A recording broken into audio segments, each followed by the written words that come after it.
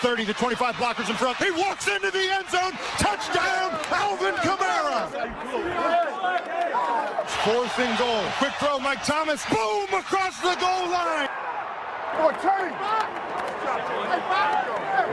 Congratulations. Love you, bro. It's a hell of a job. Keep on running. You understand? What's up, big dog? Yeah, same to you, dog. Crazy game in Seattle. Still can't believe the Saints won that game. Almost half as many yards as the Seahawks, but they did win that game. D-Hall, are they going to be all right at quarterback? Oh, yeah, I think they'll be absolutely okay. Teddy Bridgewater will continue to learn this offense, or at least learn the way Coach Payton wants to call these plays for him, because you can kind of see a little bit different game planning when it comes to Teddy Bridgewater. They're giving the ball to their playmakers, which they should. When you got a playmaker like Alvin Kamara, get him the ball. Here's some tape. Alvin Kamara is one of the most elusive players in the game right now. Now they're lining him up at receiver, all right? He's a slot receiver. He draws a pass interference penalty. Most running backs don't draw pass interference penalty. Watch out, man. First of all. Out. But he gets pulled down. Now they get the ball, 1st and goal on the 1. Everybody on this Seattle team knows where the ball's going, right? You would think to the left because that's where the most blockers are, right? Nope. They go the other way. So they use that. But look at Alvin Kamara. Gets his head down, scores the touchdown on the 1-yard line. So he's scoring the ball that way. This right here, they know, like I said, Alvin Kamara is the most elusive player in the National Football League. So you got a screen pass right here. Teddy Bridgewater, manufactured offense, as Imrod likes to say. Yep. Throw him a screen. He should be tackled right here for a loss of 2.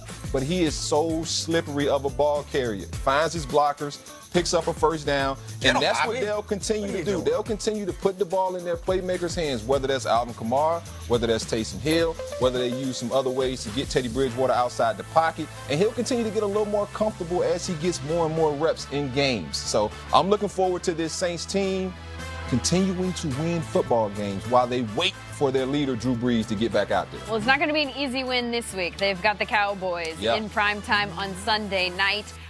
Panthers-Texans is one of 8 games in the early window. Kyle Allen under center. He looked good last week. Mike, are they better, the Carolina Panthers, with him at quarterback? Oh, man, you gonna just throw me out there like that? So, look, I don't know if they're better with Kyle Allen at quarterback, but he's a better passer than Cam Newton, okay? The passing game for the Carolina Panthers, and I think the receivers of the Carolina Panthers would agree that life is easier with Kyle Allen at quarterback.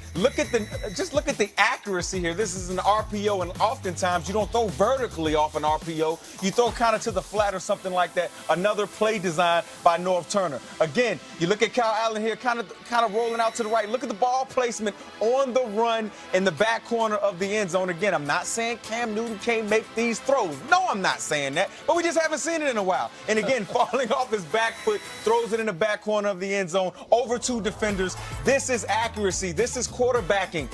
And again, you have to believe that Norv Turner would kind of like to game plan for pure passers more than just the big, stronger running threats from the quarterback position. I do think this.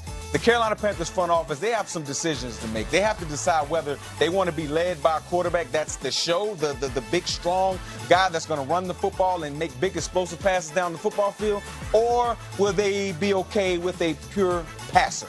That's it, nothing more, nothing less. Big decisions they have to make. They might not have a decision if he has a Lisfranc injury that does require surgery, which they're trying to hold off for now. No Cam in Carolina, no Breeze in New Orleans. I mean, Atlanta is not going to get a clearer path than that. Does Dan Quinn have to win this division? I think he does. I think he absolutely does. They've spent more than enough money, that organization. Arthur Blank wants another run at a Super Bowl, and what better time than right now? But for some reason, this Falcons team just can't seem to get over the hump. And their numbers don't look bad. It goes back to Matt Ryan. 8 touchdowns, 6 interceptions. He has to protect the ball.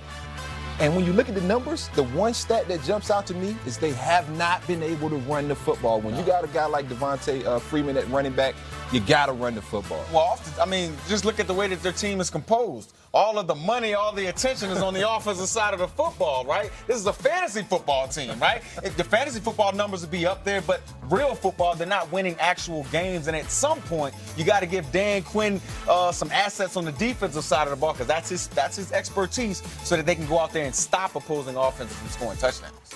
Already mentioned Kyle Allen.